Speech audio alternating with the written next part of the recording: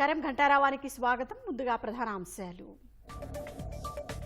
బుడమేరు ఉధృతితో జల దిగ్బంధంలో విజయవాడ, నీట మునిగిన సింగ్నగర్, ఇళ్లపైకి చేరిన జనం.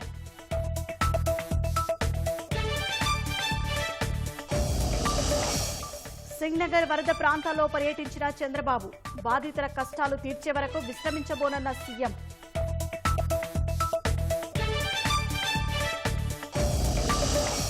మున్నేరు ఉగ్రరూపంతో కకావికలమైన సమీప ప్రాంతాలు, హైదరాబాద్ విజయవాడ మధ్య నిలిచిన రాకపోకలు.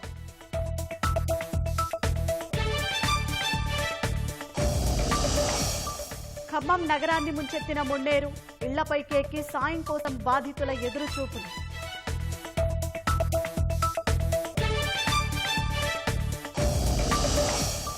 వరదలకు ట్రాక్ దెబ్బతిని భారీగా రైళ్లు రద్దు, ప్రయాణికులకు తీవ్ర ఇబ్బందులు.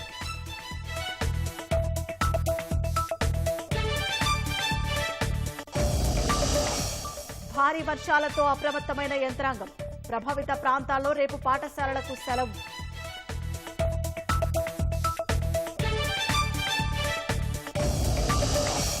ఆగస్టులో 1,75,000 కోట్ల జీఎస్టీ వసూళ్లు, గతేడాదితో పోలిస్తే 10% మేర అధికం.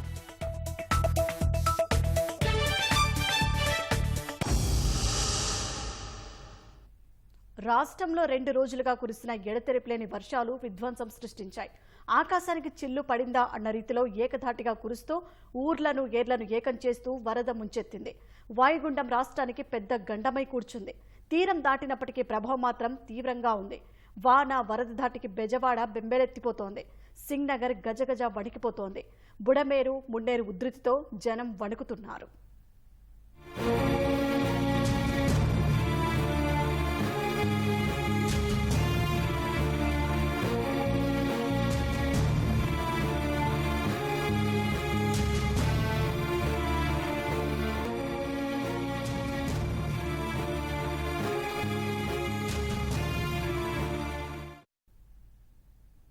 బుడమేరు వరద విజయవాడ నగరాన్ని ముంచెత్తింది. పలు ప్రాంతాల్లో బుడమేరు కట్టలు తెగిపోవడంతో అజిత్ సింగ్ నగర్, రాజరాజేశ్వరిపేట, పైపుల్ రోడ్, రాజీవ్ నగర్, కండ్రిక, జక్కంపూడి కాలనీలు పూర్తిగా జలమయమయ్యాయి. అకస్మాత్తుగా వచ్చిన వరదతో ప్రజలు తీవ్ర ఇబ్బందులు పడుతున్నారు. అంతకంతకు వరద పెరుగుతుండటంతో ఇళ్లను, వాహనాలను వదిలేసి కట్టుబట్టలతో సురక్షిత ప్రాంతాలకు తరలివెళ్తున్నారు.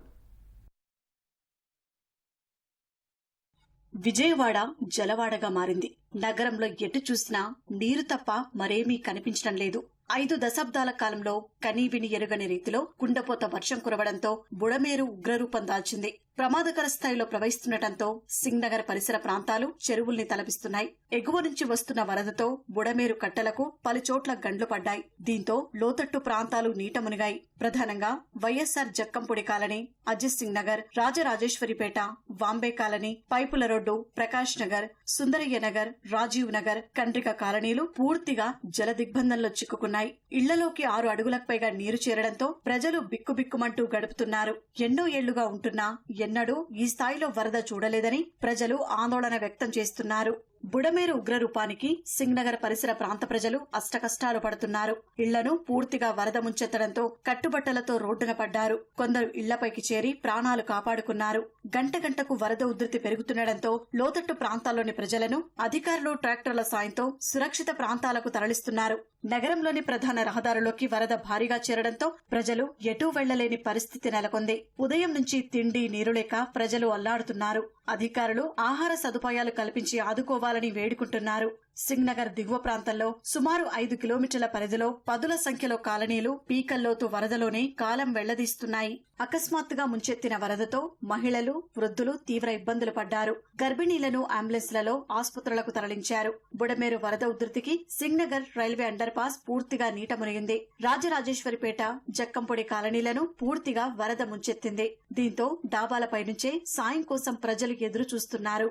సింగనగర్ పరిసర ప్రాంతాలు కాలువల్ని తలపిస్తున్నాయి. రైతు బజార్లు, షాపులు, ఇళ్లలోకి భారీగా వరద నీరు చేరింది. పైపుల్ రోడ్ పరిసర కాలనీలు చెరువులుగా మారాయి. ఎల్బీఎస్ నగర్, శాంతినగర్, బాంబే కాలనీ, సుందరయ్య నగర్, రాజీవ్ నగర్, కండ్రిక కాలనీలో మొదటి అంతస్తు స్థాయిలో వరద నీరు ప్రవహిస్తోంది. ప్రజలు బిక్కుబిక్కుమంటూ కాలం గడుపుతున్నారు. వాహనాలు, వస్తువుల్ని నీటిలోనే వదిలేసి డాబాలు, తెలిసిన వారి ఇళ్లపైకి వెళ్లి ప్రాణాలు కాపాడుకుంటున్నారు. అసలేం జరుగుతుందో తెలుసుకునేలోపే వరద ముంచెత్తిందని కన్నీటి పర్యంతమవుతున్నారు. విజయవాడ చరిత్రలో బుడమేరుకు ఈ స్థాయిలో వరద ఎప్పుడు చూడలేదని, సర్వస్వం కోల్పోయి రోడ్డున పడ్డామని ఆందోళన వ్యక్తం చేస్తున్నారు.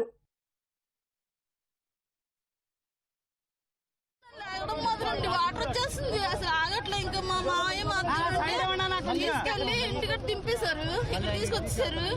తీసుకురాక నిమిషానికి నిండిపోయిందని మొత్తం వచ్చేస్తుంది వాటర్. ఇంకా పక్క చదువుకోవడానికి లేదు, ఏం తాళాలు వేయడానికి లేదు. వదిలేసి వచ్చేసాం మరి బయటికి. ఇంకేం లేదండి, అసలు ఏమి తినలే పొద్దున్న టీ కూడా తాగలేదండి. లేచిన తర్వాత నేను పుట్టిన తర్వాత ఎప్పుడు చూడలేదండి ఇలాగా. అసలు నేను ఎక్కడ అంత ఇదిగా చూడలే. మా పిల్లలు కూడా ఆశ్చర్యపోతుంది. మా పాప, చిన్న పాప, నేను ఎత్తున కొట్టుకుపోయి ఉండేవాళ్ళు. ఆయన కాపాడు లాక్కొచ్చాడు. అక్కడి నుంచి నడుచుకుని ఎంతో నడుచుకుని వస్తాం ఈయన నేను. వర్షాలతో అతలాకుతలమైన విజయవాడ సింగనగర్ ప్రాంతాన్ని పునరుద్ధరించే వరకు విశ్రమించబోనని ముఖ్యమంత్రి చంద్రబాబు స్పష్టం చేశారు. సింగనగర్లోని వరద ప్రభావిత ప్రాంతాలను సీఎం పరిశీలించారు. భద్రతా సిబ్బంది వారించినా వినకుండా బోటులో వెళ్లి వరద ప్రభావిత ప్రాంతాల్లో సీఎం పర్యటించారు. బుడమేరు ముంపు ప్రాంతాల గురించి అడిగి తెలుసుకున్నారు. సింగనగర్లో గండి పూడ్చే విషయంపై సీఎం చంద్రబాబు అధికారులతో మాట్లాడారు. వరద బాధితులందరినీ సురక్షిత ప్రాంతాలకు తరలించాలని ఆదేశించారు. ప్రాణనష్టం జరగకుండా చర్యలు చేపట్టాలని నిర్దేశించారు. బుడమేరు నీరు వల్ల సహాయక చర్యలకు ఆటంకం కలుగుతోందని అధికారులు సీఎంకు తెలిపారు. ఇంతటి వరదను ఎన్నడూ చూడలేదని స్థానికులు సీఎంతో ఆవేదన వ్యక్తం చేశారు. సింగనగర్ ప్రజలకు భోజనం, మంచినీరు వంటి కనీస సదుపాయాలు కల్పిస్తామని సీఎం తెలిపారు. సింగనగర్ ప్రాంతమంతా పూర్తిగా కోలుకునే వరకు అక్కడే ఉంటారని సీఎం స్పష్టం చేశారు. అందరినీ చూశాను, వాళ్ళ బాధలు అయితే వర్ణనాతీతం. చాలా బాధపడుతున్నా. ఒకసారి నేచర్ చేసిన పని గత పాలకుల యొక్క వైఫల్యం వల్ల బుడమేరు బ్రీచ్ అయింది. అది ఎవరు నోటీస్ చేయలేకపోయారు ఈ 3 నెలల్లో. అది ఎప్పుడో క్లోజ్ చేసి ఉండాల్సింది. ఈ యొక్క ఎక్కువ వర్షం పడడం, ఎక్కడ చూసినా నీళ్లు వచ్చేయడం, దానివల్ల నీళ్లంతా వచ్చి టౌన్ మీద పడిపోయింది. నా రాజకీయ జీవితంలో ఎప్పుడూ ఇంత విపత్తు విజయవాడలో చూడలేదు. దీన్ని ఏ విధంగా హ్యాండిల్ చేయాలో అన్ని విధాలు హ్యాండిల్ చేయాలి. నేను ఇక్కడే ఉంటాను, సర్వశక్తులు వినియోగిస్తాం, వాళ్ళని పూర్తిగా కాపాడుకుంటాం. నేను ఆ ఇండ్లపైన ఉండే వాళ్ళకి అందరికీ ఒకటే భరోసా ఇస్తున్నా. అవసరమైతే మళ్లీ వస్తాను ఇక్కడికి. నేను ఎప్పటికప్పుడు పర్యవేక్షిస్తా. పూర్తిగా వాళ్ళని అన్ని విధాలు రక్షించే వరకు నేను ముందుంటాం. అదే మరి ఇప్పుడు బోట్స్ అన్ని పెడతాం. వాళ్ళకి కావలసిన నిత్యావసర వస్తువులన్నీ సరఫరా చేస్తాం, మంచినీళ్ళు పంపిస్తాం. ఇప్పటి నుంచి ఒక 25,000 మందికి నేను నోటీస్ చేశాను. భోజనం కూడా సరిగా లేదు, సదుపాయాలు లేవు, మంచినీళ్ళు కూడా లేవు. మొత్తం డంప్ చేస్తాను, బోట్ల ద్వారా అవే పంపిస్తాను. ఎవరైనా ఆరోగ్యం బాగాలేకుండా ముసలి వాళ్ళు కానీ చిన్నపిల్లలు ఉంటే వాళ్ళు బయట తీసుకొద్దాం. నేను ఒకటే ఈ ప్రాంతంలో అందరినీ కోరుతున్నా, బిల్డింగ్లు ఉన్నాయి, కింద ఉండే వాళ్ళందరినీ ఫస్ట్ ఫ్లోర్ లో అట్లా మీరు అకామిడేట్ చేయండి. కష్టకాలంలో మానవతా దృక్పథంతో మీరు కూడా సహకరించండి. పూర్తిగా అందరినీ ఆదుకునే బాధ్యత నేను తీసుకుంటాను. నియరెస్ట్ కలెక్టరేట్ అంటున్నారు, అంతకంటే ఇంకా దగ్గరగా ఉంటే ఆ బిల్డింగ్ లో ఉంటా. రాత్రి కూడా ఎక్కడికి పోను, ఇక్కడే ఉంటా. హెల్ప్ లైన్ పెడతాను. హెల్ప్ లైనే కాకుండా నేనే కూర్చుంటా. మీకు గంటకి మీకు న్యాయం జరిగే వరకు, అన్ని విధాలా కాపాడుకునే వరకు నేను ఇక్కడే ఉంటా.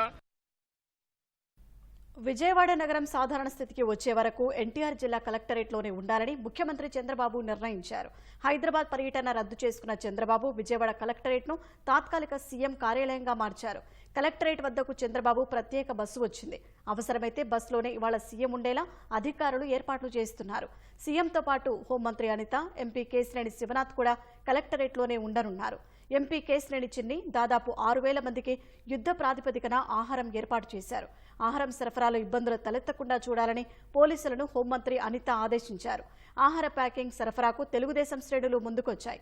ఆహారం ప్యాకింగ్, సరఫరాకు అక్షయపాత్ర సిబ్బందితో పాటు తెలుగుదేశం కార్యకర్తల్ని పురమాయించారు.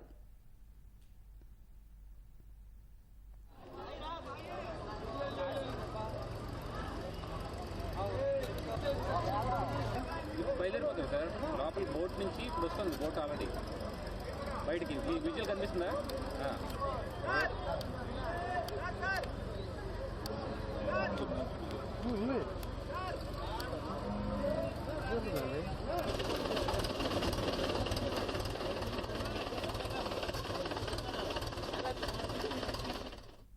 ఇక విజయవాడ కలెక్టరేట్లో సీఎం సమీక్ష నిర్వహిస్తున్నారు. ఇక మరిన్ని వివరాలు మా ప్రతినిధి కృష్ణ అడిగి తెలుసుకుందాం.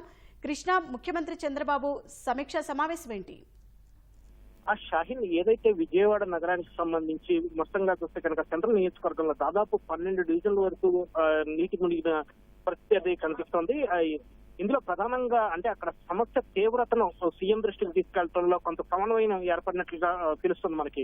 ఎందుకంటే అక్కడ ముంపు ప్రాంతాలకు గురైన నగరం ముంపు ప్రాంతాలకు గురైందని కానీ, లేకపోతే రోడ్లు జలమయ్యాయని కానీ, లేకపోతే ప్రజలు ఇబ్బంది పడుతున్నారని అంతవరకు మాత్రమే డేటా వెళ్ళింది తప్ప సమగ్ర డేటా అంటే పూర్తి స్థాయిలో ఒక భారీ విపత్తుకర స్థాయిలో అక్కడ పరిస్థితి ఉందనే విషయం ముఖ్యమంత్రి స్వయంగా క్షేత్రస్థాయికి వెళ్తాయి కానీ అక్కడ తెలియని పరిస్థితి అనేది నెలకొంది. యాక్చువల్ గా చెప్పాలంటే ముఖ్యమంత్రి చంద్రబాబు విజయవాడ నగరంలో కొంత పర్యటించి ముంపు ప్రాంతాల్లో పర్యటించి అధికారులను ఆదేశించి ఆయన నేరుగా హైదరాబాద్ వెళ్లాల్సి ఉంది. అయితే అక్కడ ఆయన క్షేత్రస్థాయి పరిస్థితి పరిశీలించిన తర్వాత ఏదైతే బోట్ లో వెళ్లి వివిధ ప్రాంతాలను పరిశీలించిన తర్వాత తీవ్రతను అర్థం చేసుకుని వెంటనే హైదరాబాద్ పర్యటన అనేది రద్దు చేసుకోవడం జరిగింది. హుటాహుటిన విజయవాడ కలెక్టరేట్ కి వచ్చి అక్కడ ఉన్నతాధికారులతో సమీక్ష చేశారు. ప్రస్తుతానికైతే విజయవాడ కలెక్టరేట్ కార్యాలయం అనేది తాత్కాలిక సీఎం కార్యాలయంగా మారిందని చెప్పాలి. మొత్తం అధికార యంత్రాంగం మొత్తం ఇక్కడ విజయవాడ కలెక్టరేట్ కి వచ్చింది. పూర్తి స్థాయిలో ఇక్కడ ఏ విధంగా మొత్తం 1,00,000 మందికి సరిపడా ఆహార ఏర్పాట్లు చేయాలని చెప్పి సీఎం ఏదైతే మాట అన్నారో దాన్ని బట్టి ఎంతమంది ప్రజలు ఈ ముంపులో ఇరుక్కున్నారు ఏంటి అన్న తీవ్రత అనేది ఇక్కడ అర్థమవుతుందని చెప్పాలి. ఈ విషయంలో కొంత యంత్రాంగం కొంత విఫలమైందనే విషయాన్ని కూడా సీఎం అర్థం చేసుకుని వారికి మీద కూడా గట్టిగా మండిపడినట్లుగా తెలుస్తుంది. ఏదైతే క్షేత్రస్థాయిలో తీవ్రతను తీసుకురావడంలో మొత్తంగా విఫలం అయ్యారని చెప్పి ఒక అభిప్రాయాన్ని ఆయన వ్యక్తం చేసినట్లుగా తెలుస్తుంది. మొత్తంగా చూస్తే కనుక అటు పార్టీ యంత్రాంగాన్ని కూడా ఆయన అప్రమత్తం చేయడం జరిగింది. ఏదైతే అధికారులు తమ పని తాను చూసుకుంటున్నప్పుడు పార్టీ నేతలు శ్రేణులు కూడా తమ వంతు సహాయ చర్యలు చేయాలని చెప్పి కూడా ఆయన సూచించారు. దీంతో ప్రధానంగా ముంపు ప్రాంతాల్లో చిక్కున్న వారికి ఆహారం సరఫరా చేసే విషయం కానీ, లేకపోతే ఆహార ప్యాకింగ్ విషయంలో సహాయక చర్యల్లో కానీ ప్రాంతీయ యంత్రాంగాన్ని తోడ్పాటునివ్వాలని చెప్పి ఆయన సూచించారు. దీంతో అటు ఎంపీ కేసీఆర్ చిన్ని కానీ, అటు హోంమంత్రి అనిత కానీ, ఇతర ప్రజాప్రతినిధులు ఉమ్మడి కృష్ణా జిల్లా ప్రజాప్రతినిధులు కూడా హుటాహుటిన విజయవాడ కలెక్టరేట్ కి రావడం జరిగింది. ఎవరికి వచ్చిన రీతిలో వారు సహాయక చర్యలను చేసేందుకు తమ శ్రేణుల్ని సన్నద్ధం చేశారు. ముఖ్యంగా ఈ అక్షయ పాత్ర ద్వారా వీలైనంత ఎక్కువ ఆహారం అందుబాటులోకి తీసుకురావాలని, అలాగే వివిధ దుకాణాల్లో బిస్కెట్లు కానీ, ఇతరత్ర ఫుడ్ ప్యాకెట్స్ కానీ ఏది అందుబాటులో ఉంటే ఆహారాన్ని ప్రజలకు అందించేందుకు ప్రొక్యూర్ చేయాలని చెప్పి కూడా ఆదేశాలు జారీ చేయడం జరిగింది. అది మళ్ళీ ప్యాకింగ్ చేసి ఎవరికి వాళ్ళకి ఇచ్చే విషయంలో ఇటు తెలుగుదేశం కార్యకర్తలను కూడా సన్నద్ధం చేసి వాళ్ళ సహాయం కూడా తీసుకుని వారి ద్వారా కూడా సహాయ ఏర్పాట్లు చేసేలాగా ఒక అటు అధికారం ఇటు పార్టీ యంత్రాంగం రెండు సమన్వయంతో అధికారులు ఏదైతే నగరంలో సాధారణ స్థితి పునరుద్ధరించేలాగా చర్యలు చేపడతారో ఆ విధంగా కృషి చేయడం, అలాగే ఇటు పార్టీ శ్రేణులు కానీ కార్యకర్తలు కానీ తమ తోచిన విధంగా ఆహారం పంపిణీ సరఫరా విషయంలో కానీ, అలాగే ప్యాకింగ్ విషయంలో కానీ వారి తోడ్పాటునివ్వటం, ఇలా ఎవరి పని వారికి అప్పగించి మొత్తం పరిస్థితిని ఆయన సమీక్షిస్తున్నారు. మొత్తంగా విజయవాడ నగరం పూర్తి స్థాయిలో తిరిగి సాధారణ స్థితికి వచ్చే వరకు తాను ఇక్కడే ఉంటానని చెప్పి కూడా సీఎం స్పష్టం చేయడం జరిగింది. ఇందుకు అనుగుణంగానే ఏర్పాట్లు కూడా ఇక్కడ సాగుతున్నాయి. ధన్యవాదాలు కృష్ణ. మున్నేరు ఉగ్రరూపం దాల్చింది. తెలుగు రాష్ట్రాలపై దీని ప్రభావం తీవ్రంగా పడింది. ఖమ్మం శివారులోని పలు కాలనీలను మున్నేరు ముంచెత్తగా జనం అల్లాడిపోతున్నారు. ఎన్టీఆర్ జిల్లాలోనూ మున్నేరు ఉధృతి తీవ్రంగా ఉంది. లోతట్టు ప్రాంతాలు, పంట పొలాలను ముంచేసి భారీ నష్టాన్ని మిగిల్చింది. అదే సమయంలో మున్నేరు ఉధృతికి జాతీయ రహదారి ధ్వంసం కాగా విజయవాడ, హైదరాబాద్ మధ్య రాకపోకలకు అంతరాయం ఏర్పడింది. ఎడతెరిపి లేని భారీ వర్షాలకు మున్నేరు వాగు అత్యంత ప్రమాదకర స్థాయిలో ప్రవహిస్తోంది. తెలంగాణలోని ఖమ్మంలో రాజీవ్ గృహకల్ప, వెంకటేశ్వర నగర్, మోతీనగర్, బొక్కలగడ్డ కాలనీలు జలదిగ్బంధంలో చిక్కుకున్నాయి. మున్నేరు వరద ముంచెత్తగా వందల మంది ఇళ్లపైకి చేరి రక్షించాలని ఆర్తనాదాలు చేశారు. రాజీవ్ గృహకల్ప కాలనీ వద్ద మున్నేరు వరద ఉధృతి అసాధారణ రీతిలో ఉంది. వరద చుట్టుముట్టిన ఇళ్ల నుంచి రక్షించాలంటూ బాధితులు వేడుకున్నారు.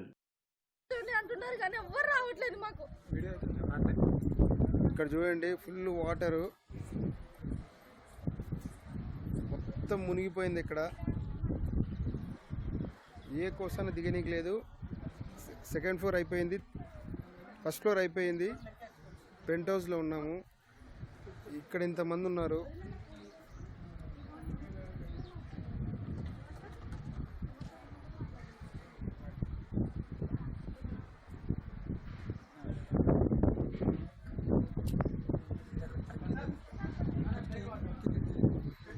దయచేసి హెల్ప్ చేయవలసిందిగా కోరుతున్నాం. మున్నేరు దెబ్బకు ఎన్టీఆర్ జిల్లా గజగజలాడింది. లింగాల పెనుగంచిప్రోలు వంతెనలపై వరద ప్రమాదకర స్థాయికి చేరింది. పెనుగంచిప్రోలు చెరువు ప్రమాదకర స్థాయిలో ప్రవహిస్తోంది. గార్డెన్లు నీట మునిగాయి. తిరుపతమ్మ ఆలయాన్ని వరద నీరు చుట్టుముట్టింది. ఆలయం వద్ద దుకాణాల్లోకి వరద నీరు చేరింది. పెనుగంచిప్రోలులోని ఎస్సీ కాలనీ, బోస్పేట జలమయమయ్యాయి. వందలాది ఇళ్లలోకి వరద నీరు చేరింది. పలుచోట్ల విద్యుత్ స్తంభాలు కూలాయి. రహదారులు ధ్వంసమై వాహన రాకపోకలు నిలిచిపోయాయి. పెనుగంచిప్రోలులో పొలాలను వరద ముంచెత్తింది. మున్నేరు పరివాహక గ్రామాల్లో లోతట్టు ప్రాంతాలు జలమయమయ్యాయి. ఎన్టీఆర్ జిల్లా జగ్గయ్యపేట మండలం పోలంపల్లి మున్నేరు డ్యాం నుంచి పెద్ద ఎత్తున వరద నీరు కృష్ణానదికి చేరుతోంది. 2 రోజులుగా కురుస్తోన్న వర్షాలతో డ్యాంలో వరద ఉధృతి పెరుగుతోంది. భారీ వరదతో పెనుగంచిప్రోలు మండలం నవాబుపేట చెరువుకు గండిపడింది. నవాబుపేట చెరువుకు గండిపడటంతో వరద పోటెత్తింది. పోలంపల్లి డ్యాం వద్ద నీటిమట్టం పెరిగింది. భారీ వర్షాలకు రహదారులు దెబ్బతిని వాహన రాకపోకలు స్తంభించాయి. తోటచెర్ల, నందిగామ మండలం అనాసాగరం గ్రామాలకు ముప్పు పొంచి ఉంది. గ్రామస్తులు అప్రమత్తంగా ఉండాలని అధికారులు హెచ్చరించారు. నందిగామ మధిర రోడ్డుపై వరద నీరు చేరి వాహనాల రాకపోకలకు ఆటంకం ఏర్పడింది. ఉమ్మడి కృష్ణా జిల్లాను వరుణుడు ముంచెత్తాడు. అనేక ప్రాంతాల్లో వరద నీరు ఇళ్లలోకి చేరింది. చాలా కాలనీలు ఇంకా జల దిగ్బంధంలోనే మగ్గుతున్నాయి. ఎన్డీఆర్ఎఫ్ సిబ్బంది ప్రజలను సురక్షిత ప్రాంతాలకు తరలిస్తున్నారు. వాగులు వంకల ఉధృతి అంతకంతకు పెరగడం ఆందోళన కలిగిస్తోంది. ఉమ్మడి కృష్ణా జిల్లాను వర్షాలు ఉక్కిరిబిక్కిరి చేస్తున్నాయి. ఎన్టీఆర్ జిల్లాలో భారీ వర్షాలకు జనజీవనం స్తంభించింది. మైలవరంలో ఎల్హెచ్ఆర్ కాంప్లెక్స్ సెల్లార్లోకి భారీగా వర్షపు నీరు చేరింది. దుకాణదారులు మోటార్ల ద్వారా నీటిని బయటికి తోడారు. జగ్గైపేట మండలం గరికపాడు వద్ద జాతీయ రహదారి వంతెనకు ఆనుకుని పాలేరు ప్రవహిస్తోంది. పొలాలు నీట మునిగాయి. నివాసాల్లోకి నీరు చేరి స్థానికులు ఆందోళన చెందుతున్నారు. చందర్లపాడు మండలం పాత బెల్లంకొండవారిపాలెంలో కోళ్ల ఫారాలు మునిగి కోళ్లు చనిపోయాయి. ఎన్టీఆర్ జిల్లా మైలవరం, జీకొండూరు, రెడ్డిగూడెం, కొండపల్లి, విజయవాడ రూరల్ మండలాల్లో వర్షాలకు జనం ఇబ్బంది పడుతున్నారు. తిరువూరులో లోతట్టు ప్రాంతాలు జలమయమయ్యాయి. వరద నీరు రోడ్లపై ప్రవహిస్తోంది. ఆర్టీసీ బస్టాండ్ నీట మునిగింది. నివాస గృహాల్లోకి నీరు చేరింది. తిరువూరు, మచిలీపట్నం ప్రధాన రహదారిపై రాకపోకలు నిలిచాయి. లక్ష్మీపురం, మల్లెల గ్రామాల మధ్య అలుగుపై వరద ప్రవహిస్తోంది. ఎన్టీఆర్ జిల్లా పరిటాల గ్రామంలో నూకన్ బ్లాక్స్ ఫ్యాక్టరీలో చిక్కుకున్న 50 మందిని ఎస్డీఆర్ఎఫ్ సిబ్బంది కాపాడారు. కొండపల్లి శాంతినగర్లోని ఇందిరమ్మ కాలనీ జల దిగ్బంధంలో చిక్కుకుంది. 200 కుటుంబాలను ఎన్డీఆర్ఎఫ్ సిబ్బంది సురక్షిత ప్రాంతానికి తరలించారు. పామరు నియోజకవర్గంలో భారీ వర్షాలకు డ్రైన్లు ప్రమాద స్థాయిని దాటి ప్రవహిస్తున్నాయి. పెడసనగల్లో, పెదముత్తేవి, కాజా గ్రామాల్లో వేల ఎకరాల్లో వరి పంట మునిగింది. పెదపారుపూడి మండలంలో పంటలు నీటిపాలయ్యాయి. గన్నవరాన్ని వరద చుట్టుముట్టింది. లోతట్టు కాలనీలోకి నీరు చేరింది.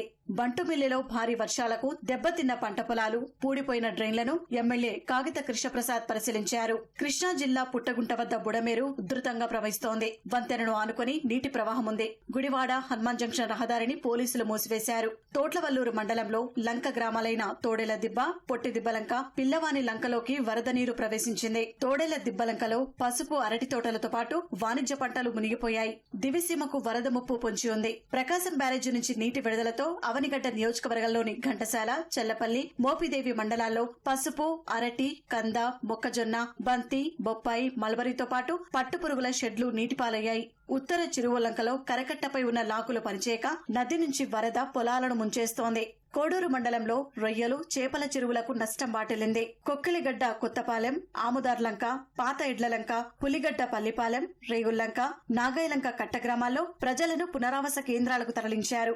ఆముదార్లంక గ్రామంలోకి వరద నీరు చేరింది. లోతట్టు ప్రాంతాల్లోని ఇళ్లు ఖాళీ చేసి స్థానికులు పునరావాస కేంద్రాలకు వెళ్లారు.